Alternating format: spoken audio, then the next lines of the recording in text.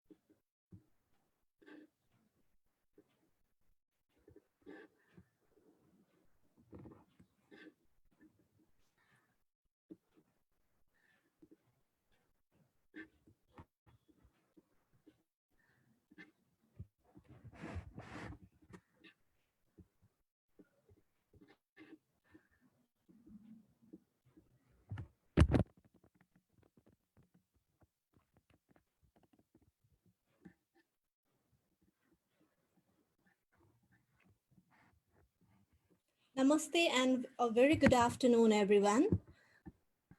Hope my voice is audible to everyone.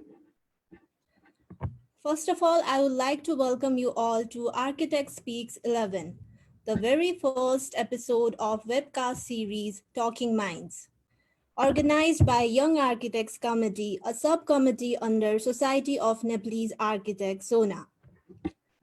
First of all, I would like to thank everyone for taking out the time and joining us for today's episode through Zoom and as well as from Facebook Live. My name is Architect Samriddhi Shrestha and I am a freelance architect, researcher and as well as a lecturer at Himalaya College of Engineering. And I will be your host for today's episode. Talking about the objective of this webcast series, the main objective is to create a knowledge sharing platform for young and enthusiastic architects and as well as students as a learning curve experiences that will be shared by master architects of our country regarding the design process while taking over the projects and behind stories of a design project, and hence resulting in gaining more knowledge, boost, and motivate them for future professional development. Today is our launching episode of Talking Minds, and in this episode, we will be focusing and talking about conceptualization of a design project. And for this, today we have our special guest, Architect Arundev Pant sir with us, one of the leading architects we have in our country, to speak about it and share his knowledge and experiences. Giving his short introduction, before he starts, he has received architecture degree from VRCE Nagpur, India in 1991, and he is also a gold medalist in it. He has completed his master's degree in urban and regional planning from University of Illinois in 1996. In the year 1998, architect Arundev Panta co-established Design Cell Private Limited together with architect Sanjay Pradhan and late architect Umesh Shrestha.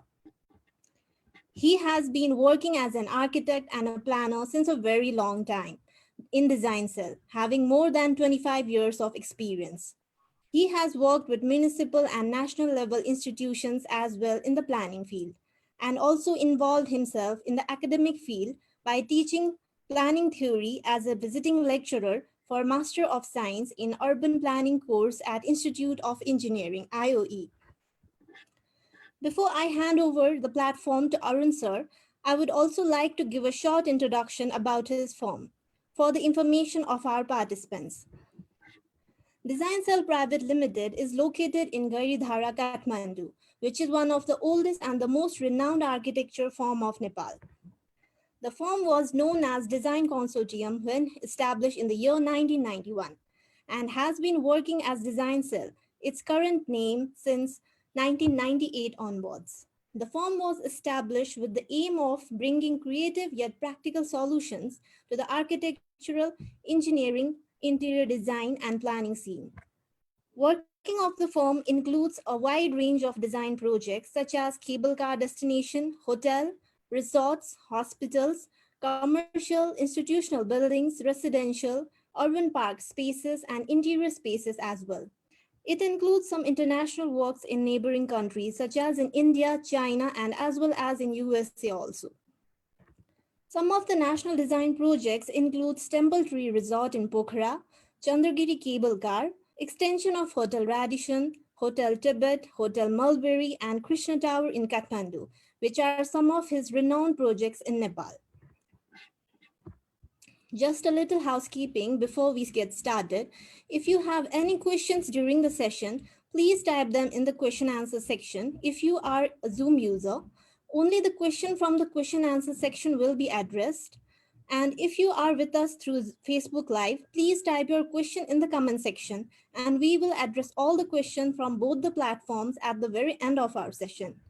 Now, without any further delay, I would like to request Arun sir to take over. Thank you, Samriddhi. Namaste, everyone. I'm glad that the Society of Nepalese Architects has taken this initiative to spend some of this lockdown time with the younger architects. And apparently, most of our younger architects wanted to know about how to get started on conceptualization of projects. And I think I have around 30 minutes time given. So Samriddhi, please let me know that if I'm, close to my time, please let me know. I'll make the necessary changes. All right. So I thought that if learning architecture in 5 years of college time and then coming out to practice is generally a very daunting task. Because you see, design is one of those subjects where there is no right answer. And I'll dwell on that a little bit. So whenever you try and, I understand why this topic has been on the foremost of people's minds, because you see, most people want to know what the right answer is.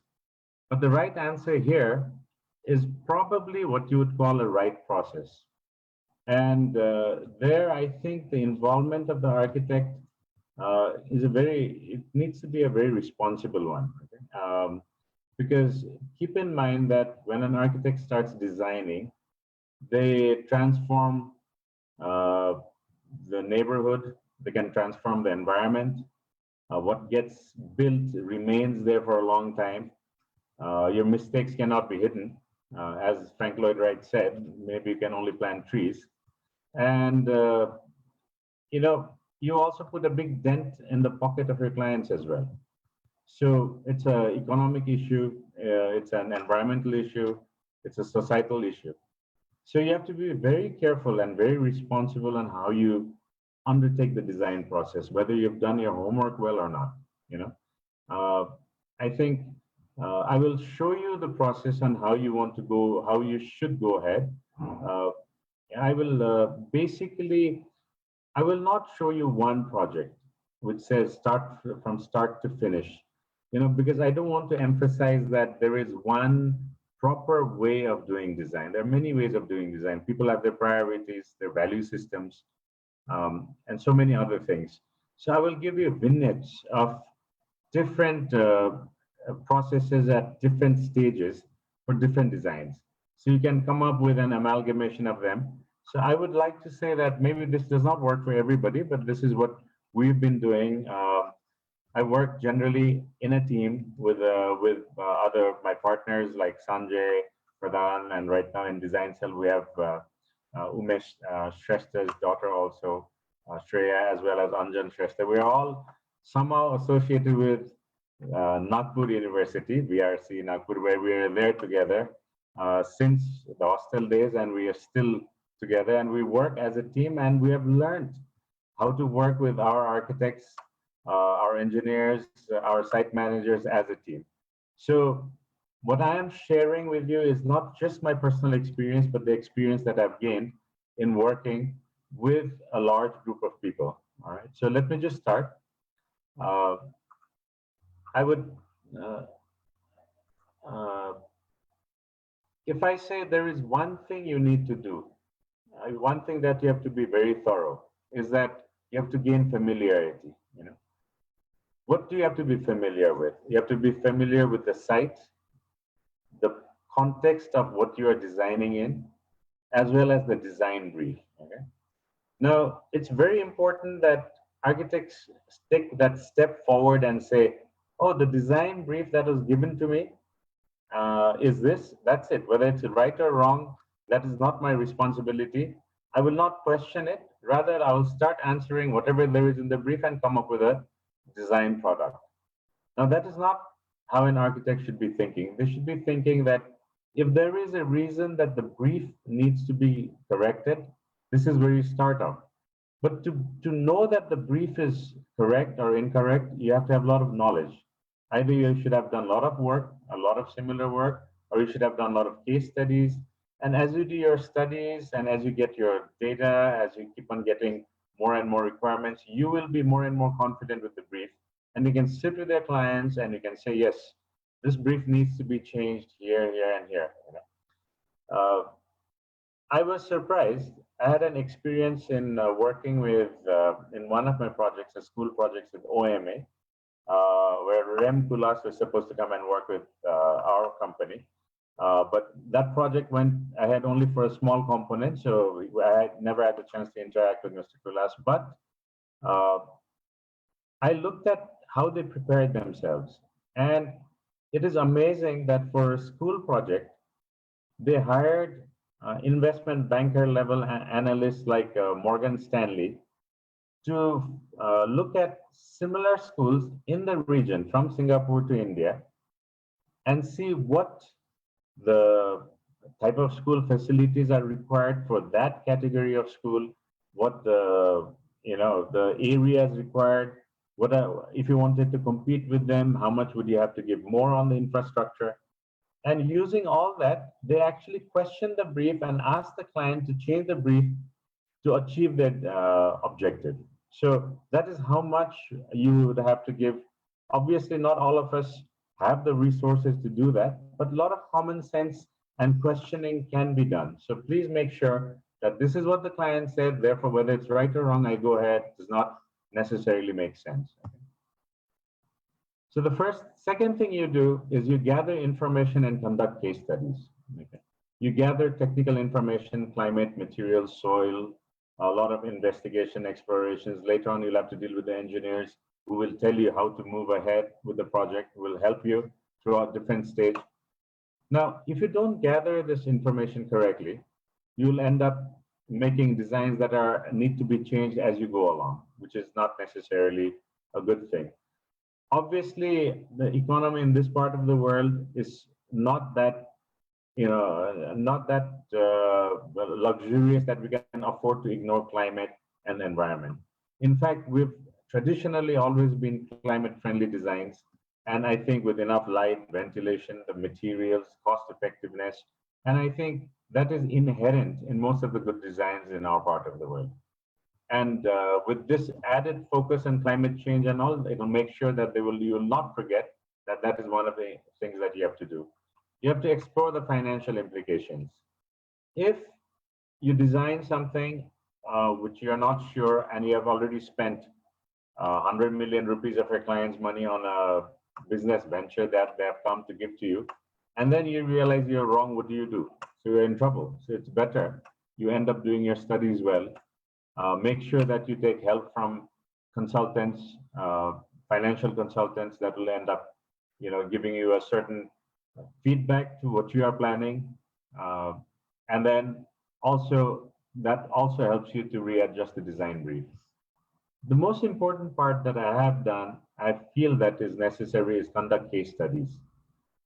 We've always been told to do case studies. Whenever we do our design thesis in college, we're running all around the region looking at similar buildings to understand how a building works. For example, you want to do a building, a library building, then you go to the library buildings in your hometown, you go to the nearby cities or another country nearby to study libraries.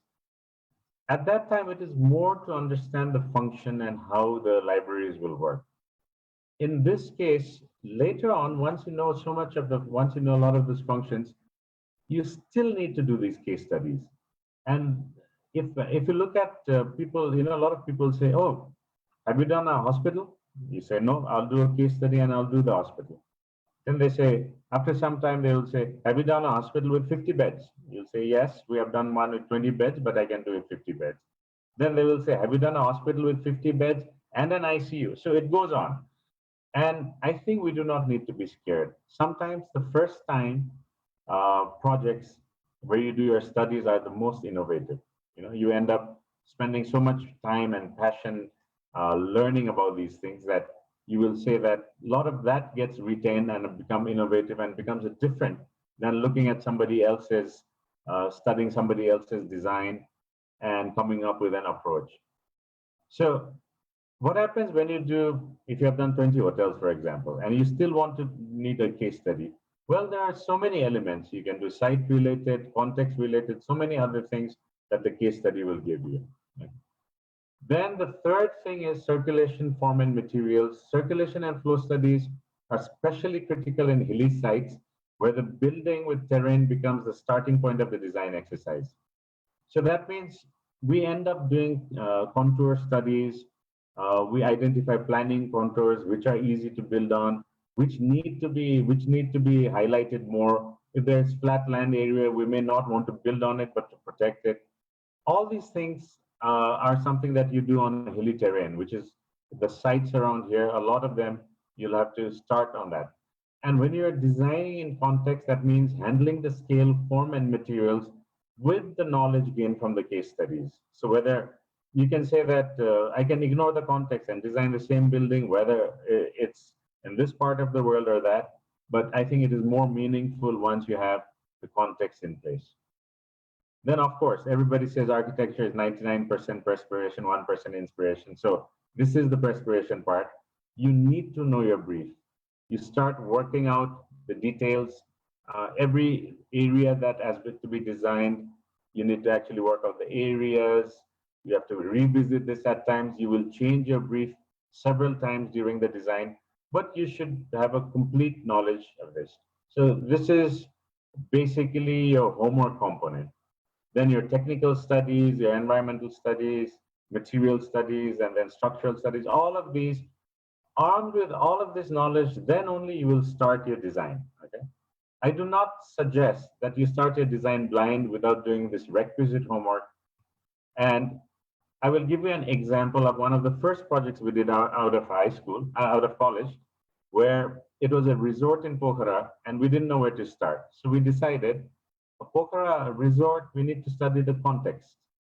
The context are the small Gurung villages around Pokhara. So we decided to go to Biretati and Ghandruk and do a lot of studies and to see what is the sense and feel of the place before you start the design.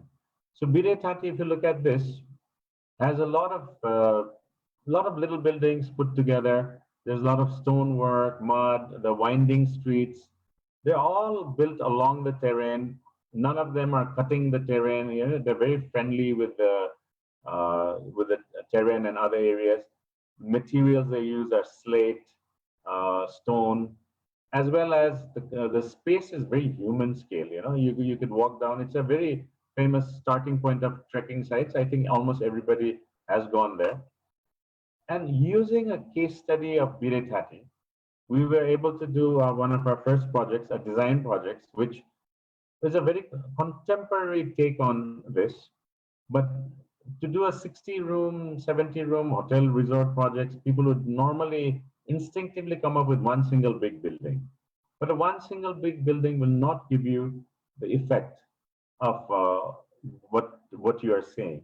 So what we ended up doing was what we created were also we tried to create different heights for different blocks, try to follow the material theme.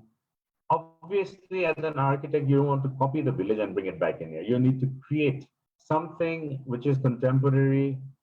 As one of the architects I worked with said, a sign of our times, but I'm not sure how much you have to stamp it every time.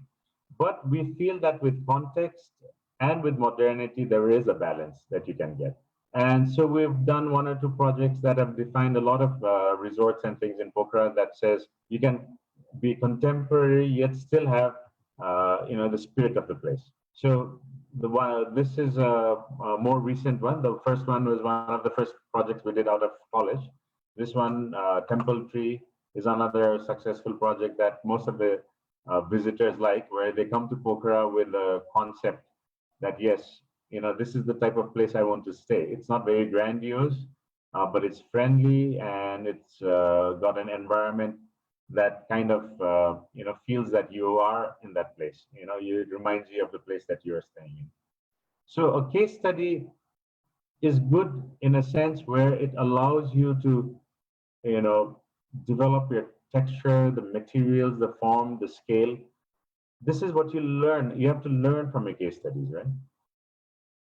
Currently, we are trying to work out a new, in one of the newer destinations. Janakpur is a very ancient city, but there are very few contemporary facilities for tourists. So what we decided is, if the soul of Pokhara was nature and tourism, the soul of Janakpur is religion and culture. And if religion and culture is something that we need to imbibe in our projects, we need to study it. And since that is the place which is the culture of Mithila, is actually the one that is part of the Janakpur's heritage, we decided that we'll study that, whatever we have in Janakpur, but let us go and see where we can do further, get further knowledge. And we realized that the Mithila art and culture examples abound in Madhubani, across the border. So we decided to do a case study there. And we visited, there's a small village called Jitwarpur village where we visited so many households in the village. And it is amazing that there are so many state winners and Padma Shri award winners, national award winners from the villagers that have been working on this line. So, and if you look at it, even the government there has kind of encouraged this art form. This is a government building where the Godna style of Mithila art was used, where we had gone and studied. We visited the house of one of the Padma Shri award winners.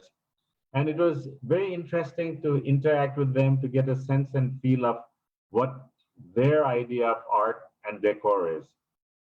And we looked around the areas and we found a place called Rajnagar in the vicinity of Madhubani, and realized that the aspirations of the people there when they created their palaces, even though this one was partly in ruin, I've just shown you the picture where people have adapted the Mithila art forms and all with something that looks like the Indo-Saracenic architecture with some neoclassical elements. But it does give you a sense of people's aspirations. Not necessarily you have to use these elements, but once you study them, the material, you can always derive, your next steps on it. So if you look at the motifs, how they use the terracotta and the pilasters, as well as uh, the spaces where they had this huge pond with these steps. And we looked at the steps. These were risers and treads were like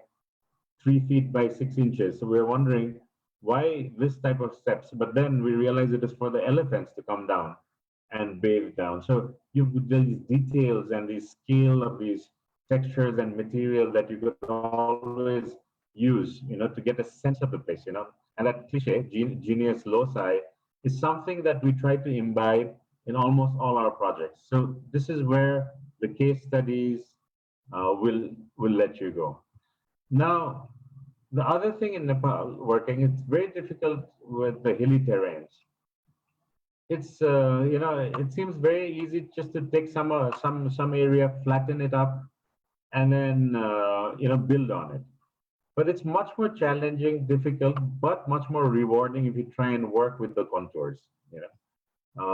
We did this Chandragiri cable car project where if you look at the key plan on the right, you have the top station as well as the bottom station. And if you look at the zoom of the top station, the blow up of the top station, you realize that there are certain flat areas at different levels of the hillside, and then there are these, and lower down there are some of the other flatter areas. Now, the first thing you do is you work where you can, which of these contours are buildable. A lot of them are very steep. You may have to avoid them. Some of them are very flat. You may not just want to use everything on the flat land and leave no space behind. So you have to do a contour study where you make sections, you work through these, and you work out different site plans before you come up with something that is, a finished product. So after our studies, we ended up working with, working with all these different uh, forms, different sites, the elevations, and came up with what we have today: the top station of the cable car, the temple complex, the multi-purpose halls, and others. Now, I would like to go very quickly into how do you put your ideas into paper. Okay. You basically have to start. I do a pen and paper thing all the time. I'm not sure. Maybe the younger generation feels very comfortable with sitting on SketchUp right from day one. But I feel that to really generate alternatives, you would need to have a very free flow where you're not spending so much time working in 3 dimension all at the same time. I would like to start off with a very brief, rough sketch of one of the possibilities. For example, this is a project we're doing in Lumbini area, very near the birthplace of Lord Buddha. And it's for a hotel and retreat complex that we are working on. And the idea is there's a lot of land, but how do you use it? Thematically, how do you want to go? What is the scale that you want to use? And looking at studies of that area as well as the surrounding ones, like for example, the ruins of Buddha's palace at Kilorakot. Looking at the brick, the thousands of year old brick foundations remaining there, give an idea that yes, maybe we can come up with some sort of site design which allows you to create some sort of movement, yet feel that yes, it is actually something connected to the spirit of the place, the land. And we try out how do you approach it, what is the main building going to be like, how would you want to cluster your rooms. The concept is it's a retreat as well. There may be a house for for one of the religious leaders that come in and give you the sermons. You may want to segregate your private and public areas. Maybe you would want a lot of outdoor spaces that are shaded by trees. So you would want to do very quick. You don't want to sit and do a SketchUp model for every idea that you want to work with. You want to very quickly generate these alternatives and then come up with one that seems plausible. So my answer is there is no right answer, but some may be more right than others. So this is how we would like to eliminate the ones that are a little far from right in a sense.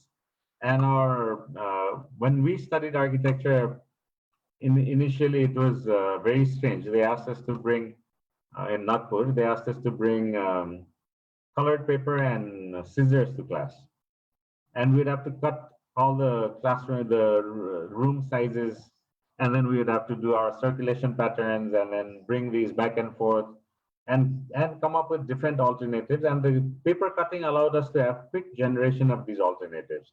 So then I realized later on that yes, since there's no right answer, what is a quick way of coming up with these alternatives? You don't want to spend every alternative is not a masterpiece that you want to spend 3 weeks on. So these are some things that we do very quickly. Just sketch up with a marker on the site plan after you study, because by then you have done your case studies, your design details, you've got a sense and feel of the place.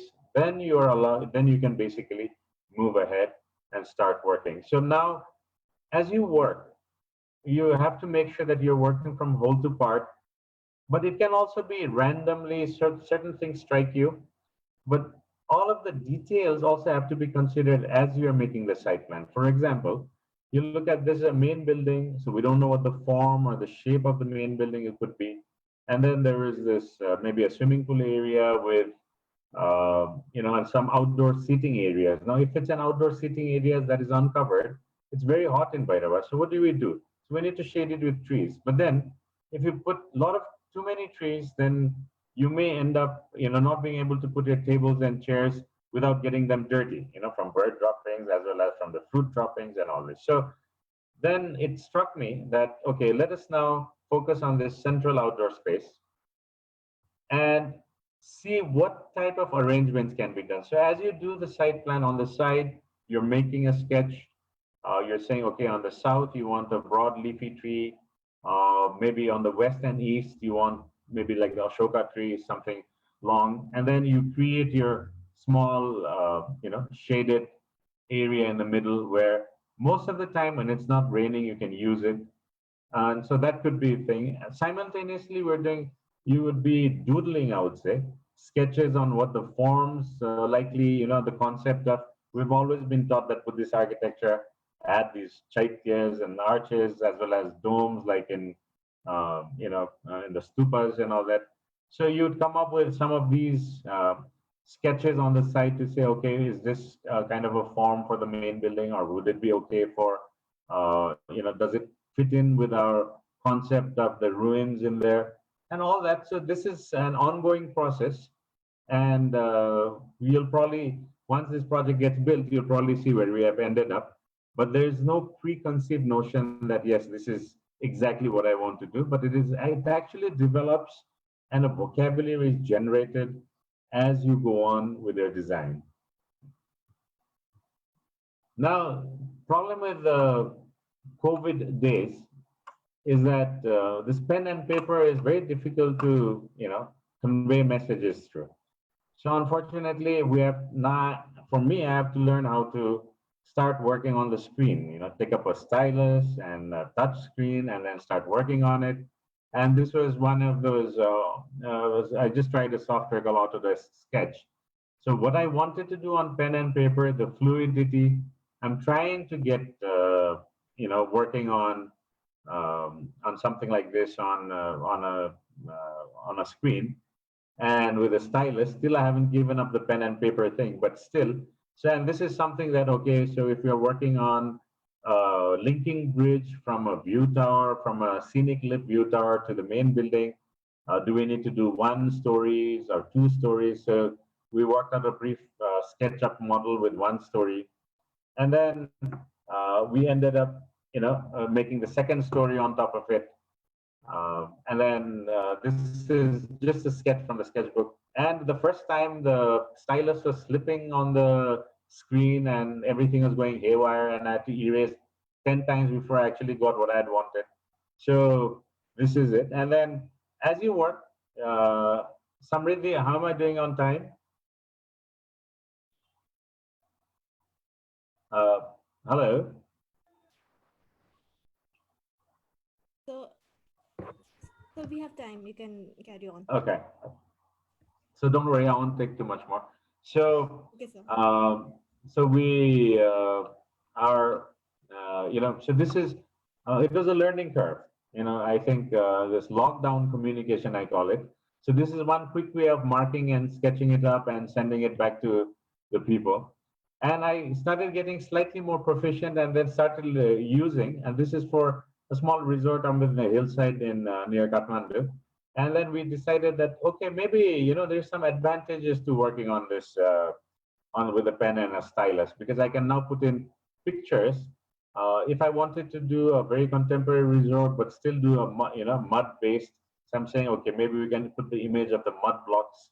It'll help me with my concept sketch. So I put that compressed mud blocks, maybe the handmade clay roofing tiles at the side, and then come up with the lobby and the main restaurant, and maybe a little bit of a viewing deck with a swimming pool, with some swimming pool in terraces. So something like this is also possible using this, for me, the newfound technology.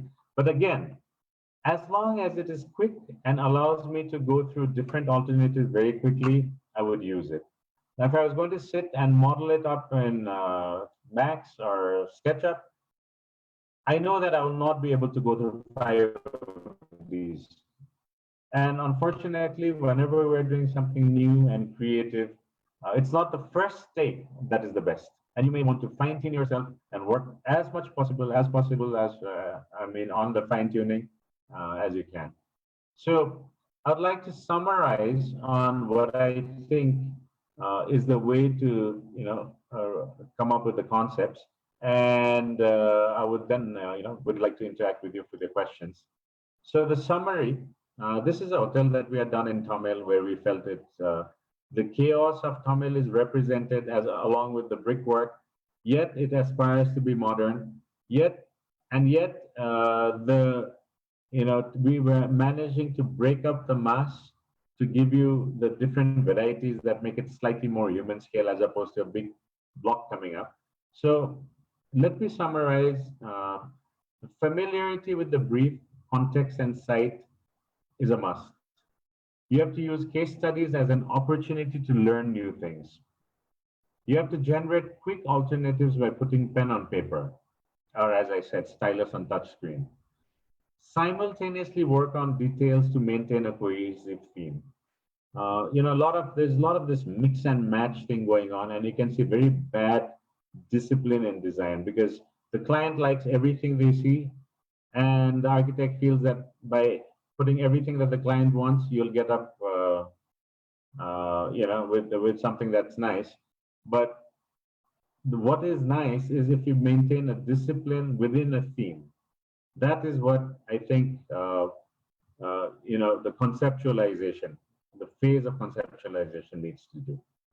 So having said that, I think we're open to questions. So Samriddhi, I think you can take it over from me. Thank you, sir.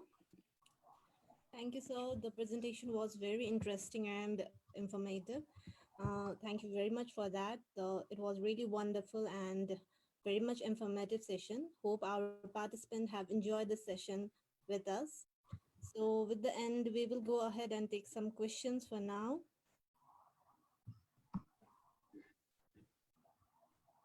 Please type your questions if you have any queries.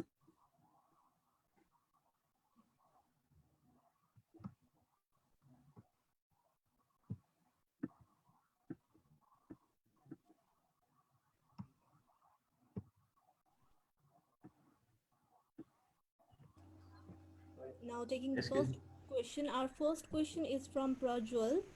He is asking, where do you think the architecture of the country is heading? Are you satisfied with whatever being created here? Okay, so this is a little beyond the conceptualization questions, but I'll take it anyway because I think it's the question is related to conceptualization. Um, we're, I think what we need is a lot more rigorous study before we embark on designs. I'm not sure that I know a lot of us work very hard to come up with what we think are good design solutions, but I think not all of them have gone through a rigorous study of the context, the site, the studies, and you can see that in a lot of the buildings. There is some of them are very limited to very stylistic trends, and then some of them end up becoming perhaps just copies of creations that were done before.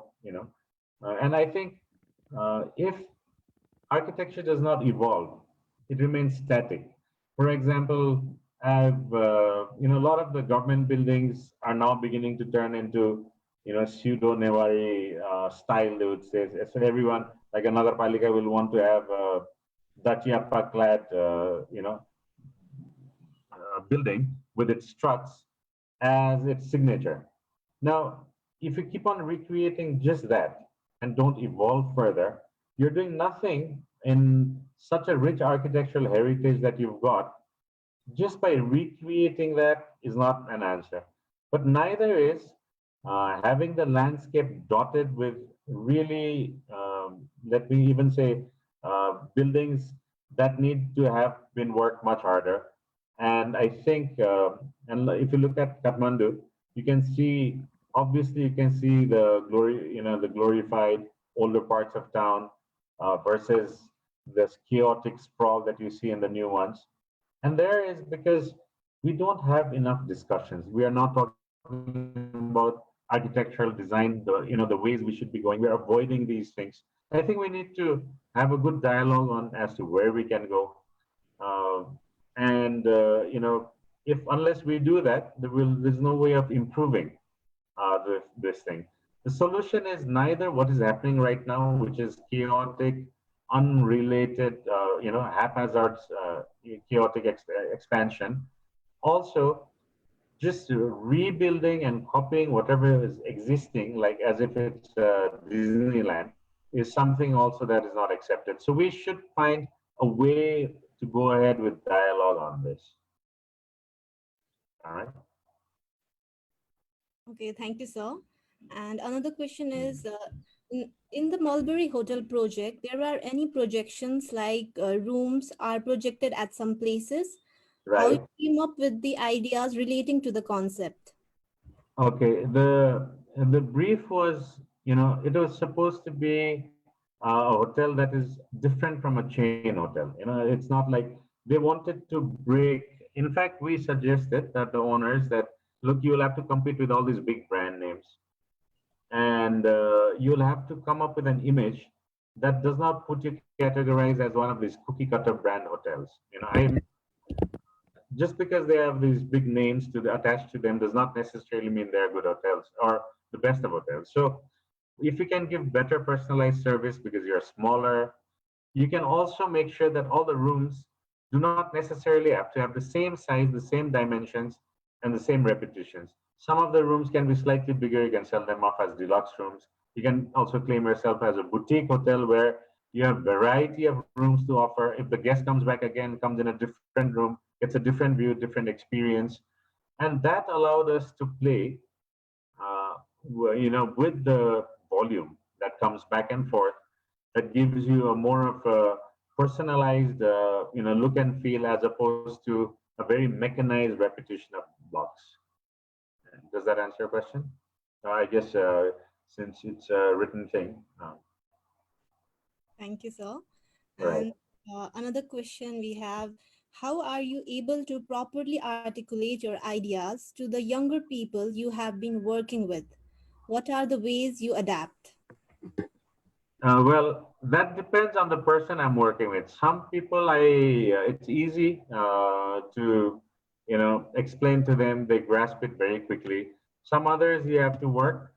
But eventually, I've realized that, with working with a team, if it's a qualified architect I think I can, we've worked with them with enough motivation that they will continue to improve, and that is actually very satisfying. That as long as they respond and they improve, it feels very satisfying. I don't think I've ever worked with someone where I said, okay, this is one person I cannot work with. As long as they're qualified, I've I'm feeling that almost all our the people that I've worked with have learned, have given a lot of creativity in the projects. A lot of them are doing their own work now. Over the last 20, 25 years, they've worked with us. I'm very proud to know that some of them are doing good work. But in general, I think that I haven't seen anyone that I said, oh, it's this person's so hopeless that I shouldn't be working with them. No. After one or two tries, almost everybody responds, and I think that shows that yes, they are interested in the field. Remember, architecture. Not everybody joins architecture to become a millionaire. There's a lot of passion involved in architecture. So I think that passion comes through. And given an opportunity, most of them respond very well. Okay, sir, thank you. And another question for now. Student finds difficulties to have concept in their design, especially to continue. Sorry.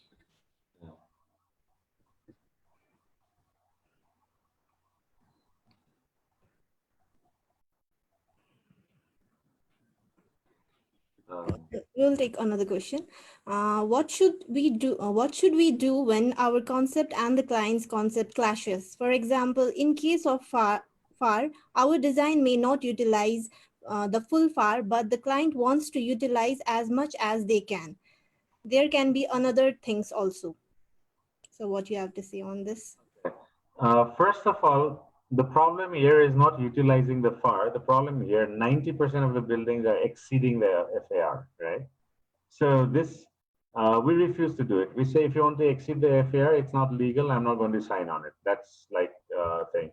Yet still, we probably have out of the 100 odd projects we have done, one or two wherein people have added a floor here or extended a block there. But in general, we will not work on projects that are not legal.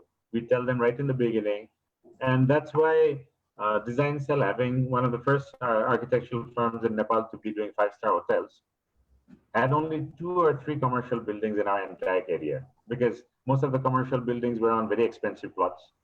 And our regulation said you can only cover 50%. But if you walk down the street, they have covered 90%. So obviously, we were not taking these projects. Now, a lot of people are saying, let's build legally. So we are taking on some of the commercial projects as well. But we tell the client, number one, if it's not legal, we don't do it. Number two, if it's legal, you cannot tell a client you cannot build as much, okay? But you can convince them. Again, if you go back to the Mulberry Hotel idea, we could have built 4 more floors on it. But we told the owner that this number of room is good enough for a boutique hotel, and I think you should not necessarily overspend on this project, and leave those other 4 floors that you can build but don't want to build, because you'll be creating another wall which you'll not appreciate. So since we want to do a premium rate, it may be better. And I'm glad to say that some of the chain hotels nearby much rate room rent as this one. By leaving, we convinced the client by leaving like 4 stories of areas that they could build, they're actually going to get higher income with less expenditure.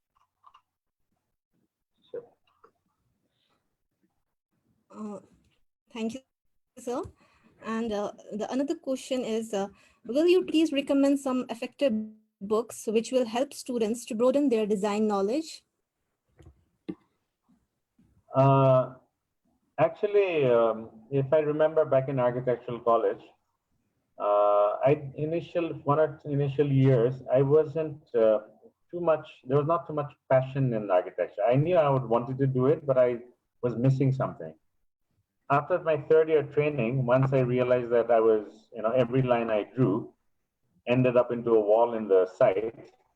I remember I do a couple of walls for a garden, and then went there next week to see, and the contractor had raised it up, and I was shocked that every line that I drew actually has a meaning.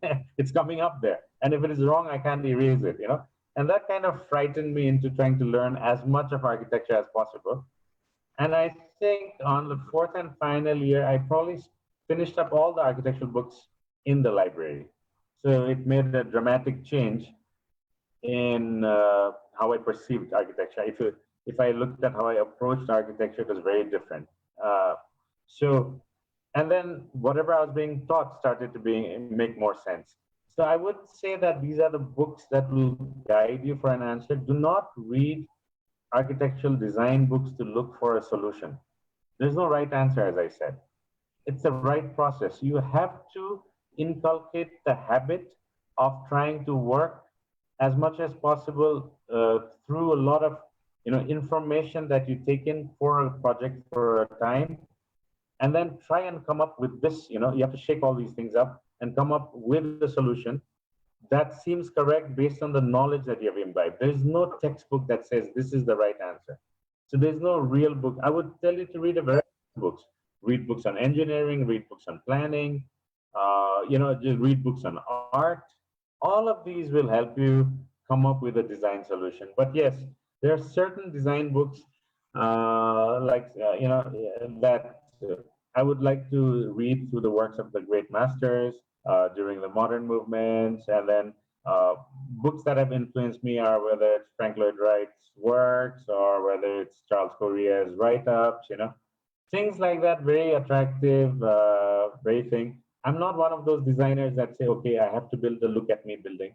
There is no preconceived thought, and the solution comes at the end of the process.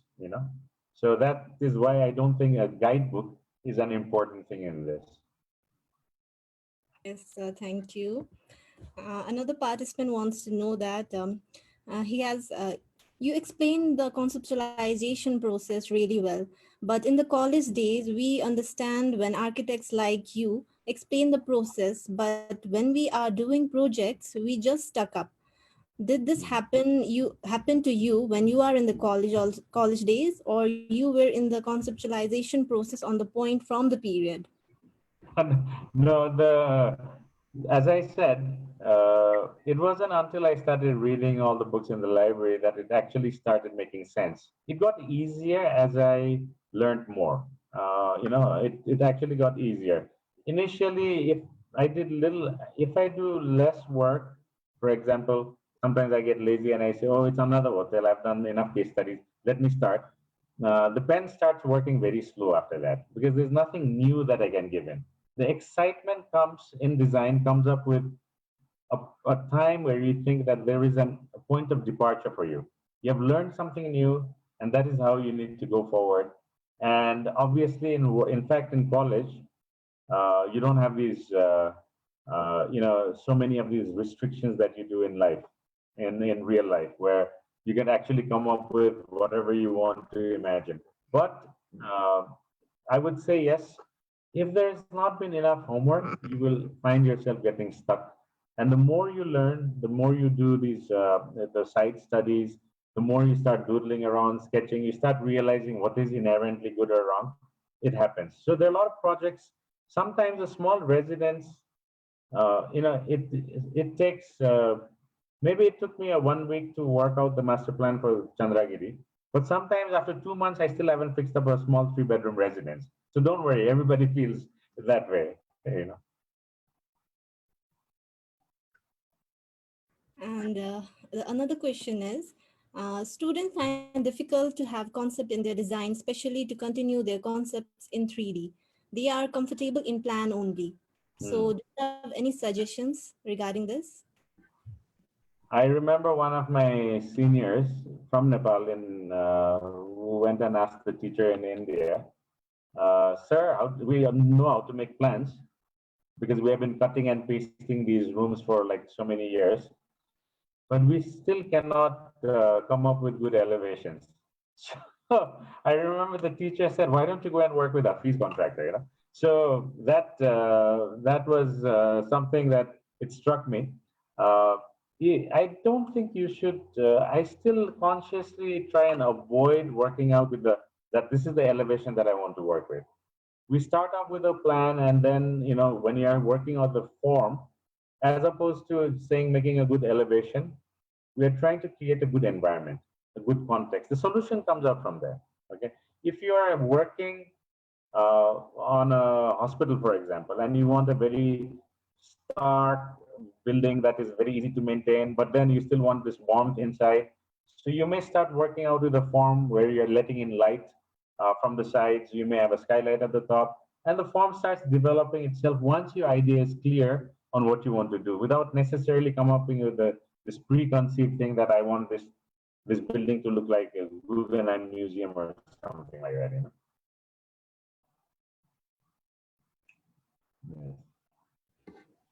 Thank you, sir. The another question is how important is it for the client vision and your understanding of the program requirements to converge together for a successful design solution? What if the client lacks clarity in his thought? What should drive your process then?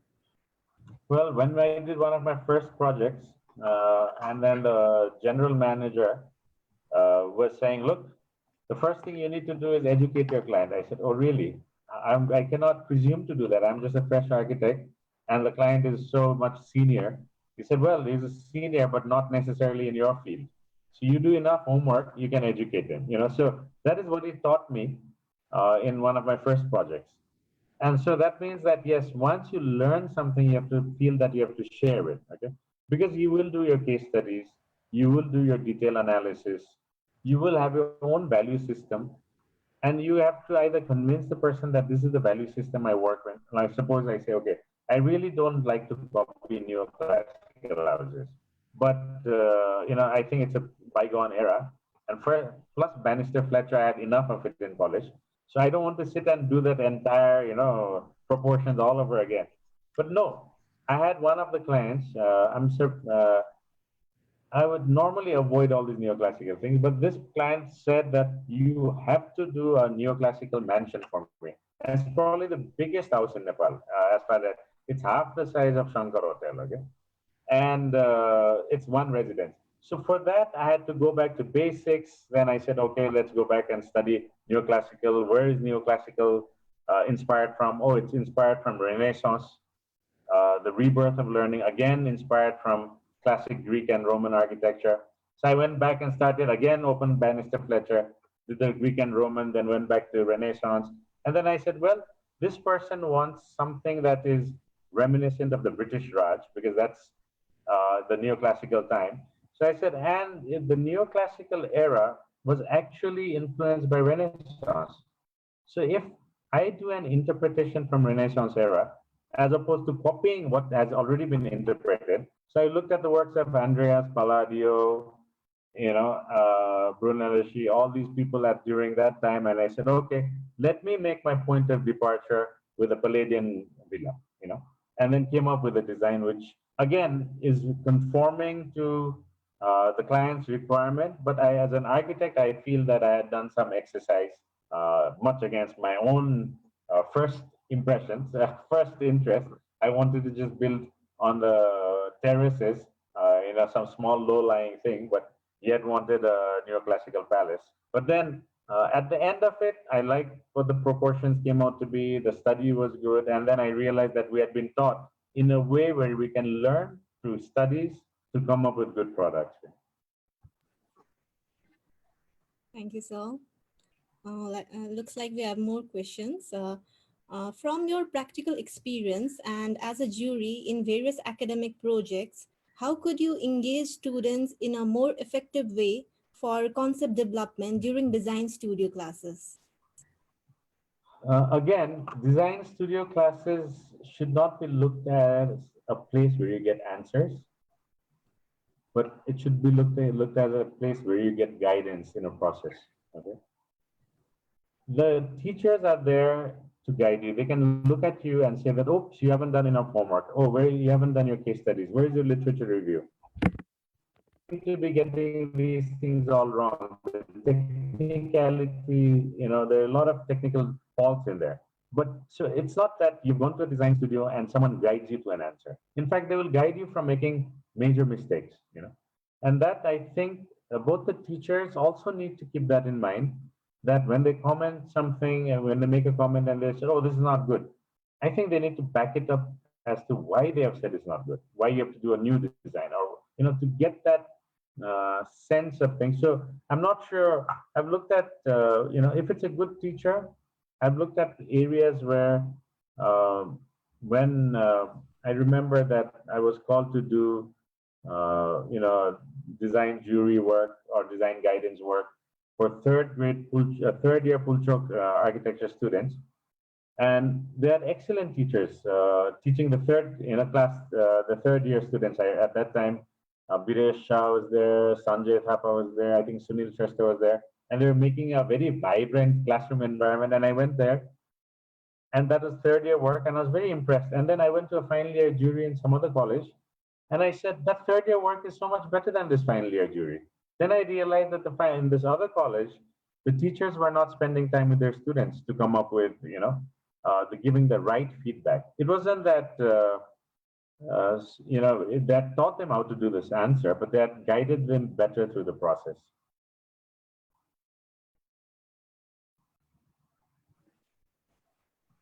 Thank you, sir.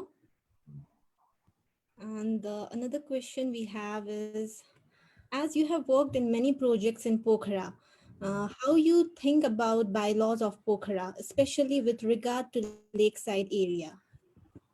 I think you see what happened is they had a very restrictive bylaw before. So what happened was they, for some reason, maybe for the security of the royal palace there, they tried to come up with something like the Marg, where you can't build more than 15 feet. And people had these expensive pieces of land, and if they built 2 stories, they would be illegal. And nobody changed the bylaws, even with the changes in the political scenario. And what happened is, if you make something very strict, and if 2 stories becomes illegal, they might as well make 8 stories.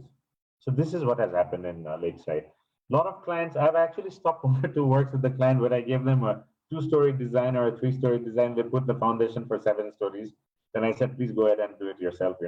But the thing is, yes, the bylaws have to be reasonable as well. And that is where the discussion is not there. If within our community, within the bylaws, and people that make the bylaws, it seems as if the bylaws are made in isolation, not keeping the people in mind. You see, the stakeholders, whenever government makes these bylaws, they say they call a stakeholder meeting. The stakeholder meeting happens to be 5 more governmental officials from different ministries that have no ownership of any land in that place. That is not a stakeholder. The stakeholder is the person who owns the land, who's running business in the place. The stakeholder of Tamil is not the tourism ministry official, but the landowner in Tamil is the stakeholder. So this is where the bylaws have gotten it wrong. Pokhara now moved from too strict to 2 lakhs. I think they will end up making Lakeside into something like Nainital or something, which, was supposed to be a better place in India, but then it's so densely built up that I think the charm of Pokhara was low rise, low density. And I think they're beginning to lose that.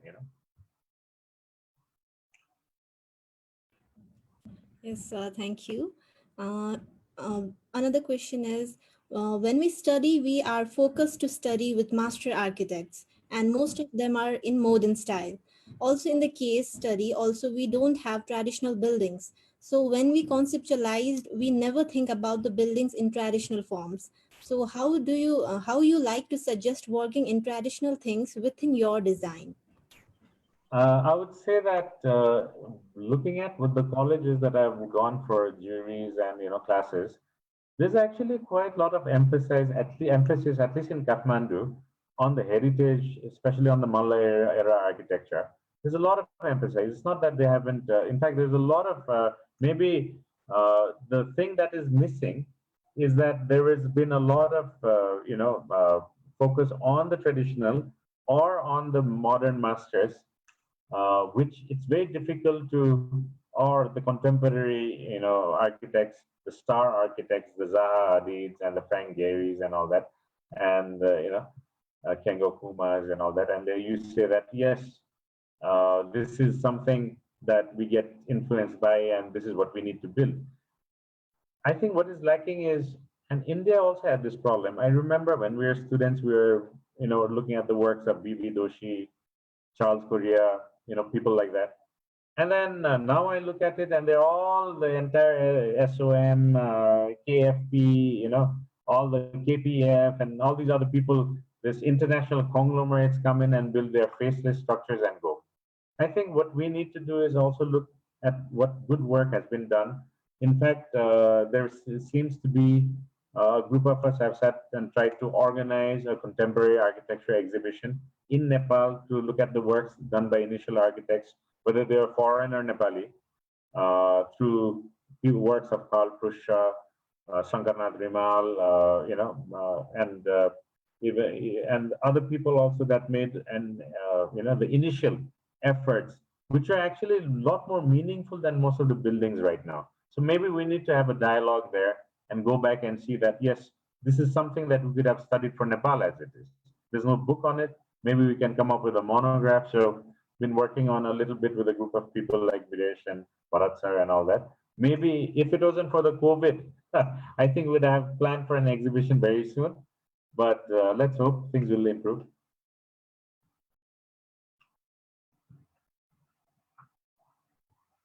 Thank you, sir.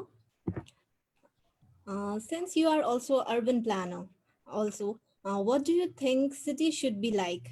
Uniform buildings like traditional towns, or believe in variation as most architects want to design unique buildings? Well, you see, urban planning uh, allows for a host of design realities to exist. You could have in areas that you can actually do an urban design level control.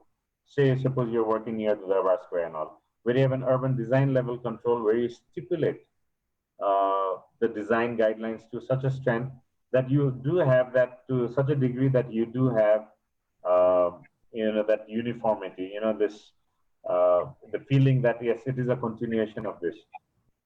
You don't have to design the buildings themselves. You can do a second order design. You design the guidelines or the bylaws for the buildings and come up with something that is more cohesive.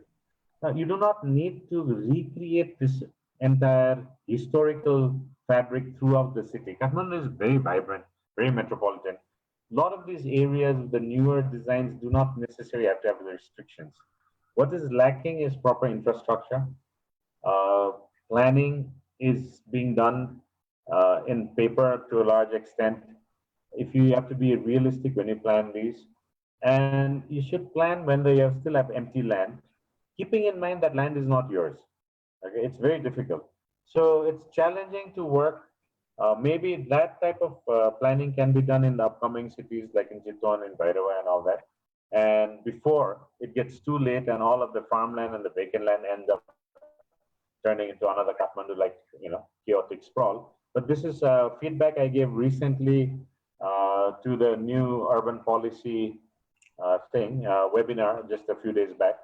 So I hope they take it into account. Yes, absolutely. We should really think about it. The another question is, what's your opinion on the effect of this pandemic to upcoming young architects? Well, I hope that you do not get, into despair. Sometimes everybody feels these doubts and uncertainties, but keep in mind these pandemics will come and go. They have been part of human history. Some take a little longer to come and go. Some people, if you look at the Spanish flu 100 years back, according to the Spanish flu, according to the results, the data, there are 500 million people who were infected and 50 million died. I would hope that our medical advancement has been enough and our awareness has been enough that we do not repeat it. And it took 2 years for it to disappear. There were 3 waves. Now, let's hope that there will be one wave and that we learn to live with it for a while. And keeping in mind that this will end, okay? And you have to use this time to maybe reorder your priorities, learn new skills, uh, not lose hope on how you want to go ahead, and also keep on trying to do some work or the other. Do not worry. A lot of the people in this industry are trying to get the work started safely. And if the government helps us, I think we can get the industry moving without necessarily endangering the health by doing a lot of checking, testing on the sites. Because you see, the projects are humongous.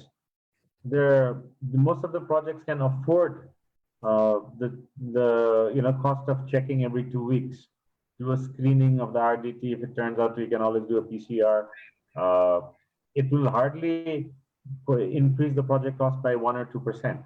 And I think that's a price we have to pay for the time being. But we have to get things moving. And once it moves, I think come back very close to normal. And eventually the pandemic will end, and in a matter of time. And I think we should all be looking forward to that day. Yes, so we should all try to learn new innovative things in this period of time. And another question is, if you are working with same requirement for two different projects, for example, two different hotels with 100 beds and two eatery, etc., how do you arrive at concepts and how both be unique? What are the other factors that has significant says on concept? Okay, I'll very quickly go through it. When I said that you have to do your case study, your context, your site, even if the two buildings have the same requirement, it's even the same owner. Generally, with the difference in owners, there is always a difference in requirements and a difference in dealing with it. Automatically, you'll come up with a different variation in design. But if it is the variation in site, even the orientation, maybe facing north, the other maybe facing south, you'll come up with dramatic different things. I don't think, unless you're making a cookie cutter housing in a gated community, I don't think you really have to worry about the individuality of each design. Thank you, sir. We'll take a few more questions now. Do you think that planning of spaces is going to change to some extent after the outbreak? Yes, I think for the time being, I'm actually looking at it more in a way that the planning and design during the outbreak will be used for projects that will be under construction for the next year or so, by when this effect of pandemic should be coming down, and it is no longer really necessary to keep this pandemic as the main design criteria. Obviously, it does, because we've been so scared about how things are going. It will be, natural of us to increase workstation spaces, a little bit of segregation, workout areas. For the next pandemic, apparently someone said that this century will be a century of pandemics. And if that is the case, then maybe a little bit more on the screening, but not necessarily dramatically changing all the floor area requirements and all that. But a little bit of segregation perhaps would be, for example, the lavish buffet counters in a hotel may disappear because you don't want to use the same, you know, utensil to pick up the things. Maybe you'll get more space will be on tables and things like that. So some minor modifications may be there in public interaction area, but other than that, and a little bit of segregation and screening, but other than that, I don't think it will be a major change for projects on the long run. Thank you, sir. We will take only two more questions now. Uh, how do you consider passive design ideas in design phase? And what are the problems have you faced while convincing the ideas to the clients? I think first of all, whenever you do anything passive design, it's generally very cost effective anyway.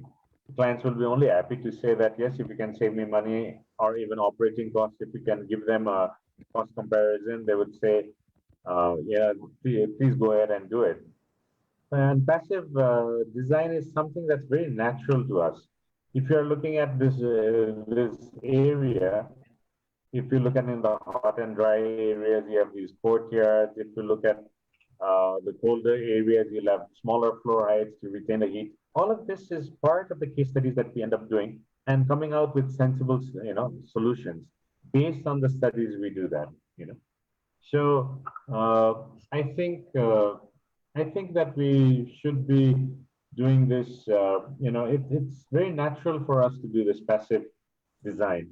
It's this active design where you're saying, please invest 30% more, 50% more to save on, like next 7 years of electricity or fuel costs and all. That becomes more difficult, and sometimes it may not even be necessary in a lot of these contexts.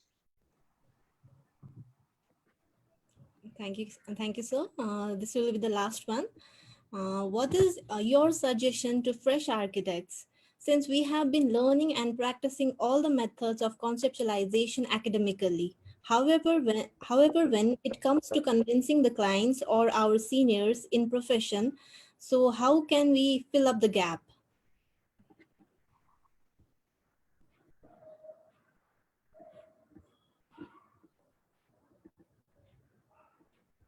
Works and experience. Sir, can you? So you feel that you're not really sure. Can you hear me? Yes, sir.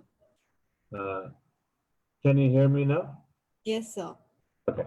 So if you're not sure about your concept, it's very difficult. First, you have to convince yourself.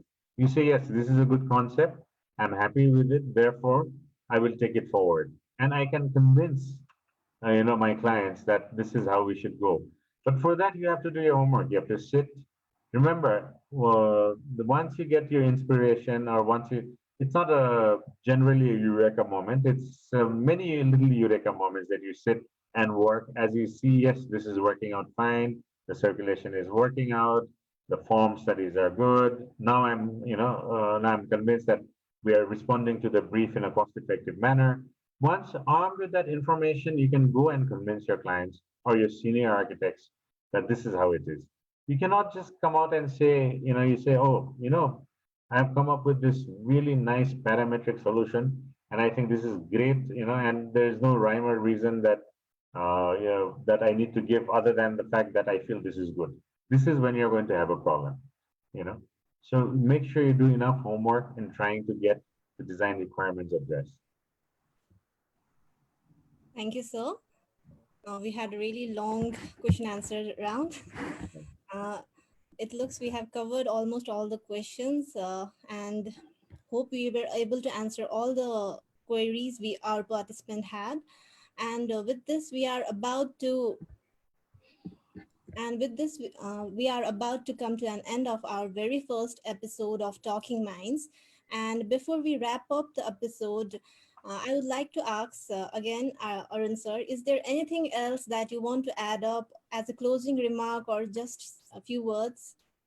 Uh, I think that most of the people that are the type of questions that have come again are people who are interested in the profession.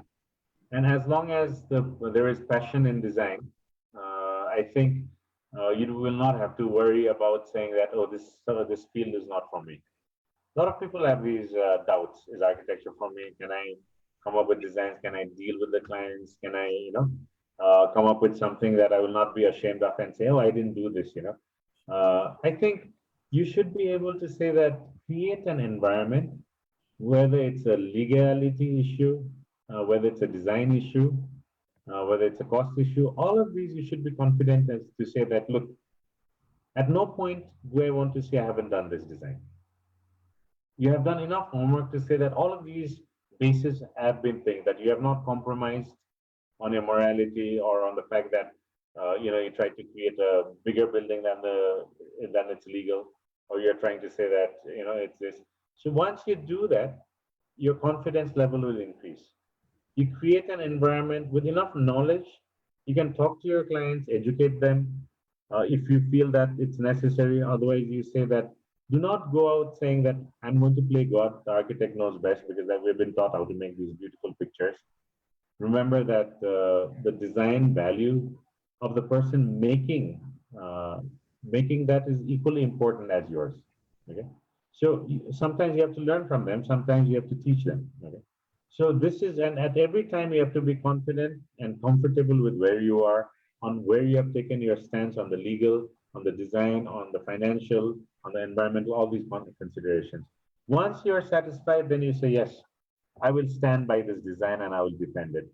But not until you do your homework that you can take that stand. So keep that in mind. Yes, sir. Thank you. Great, sir. It was pleasure having you in our launching episode of Talking Minds. We are sure that the information you have provided in this session will be very beneficial to all our young and aspiring architects and students as well. And with that, we have come to an end of our very first episode of Talking Minds. But before we end, I would like to express my sincere thanks once again to our guest architect Arun Depan sir, without whom our first episode of Talking Minds would not have been this successful and informative with a large number of participants. So I would also like to express my sincere thanks to our lovely audience and appreciate you all for being here today.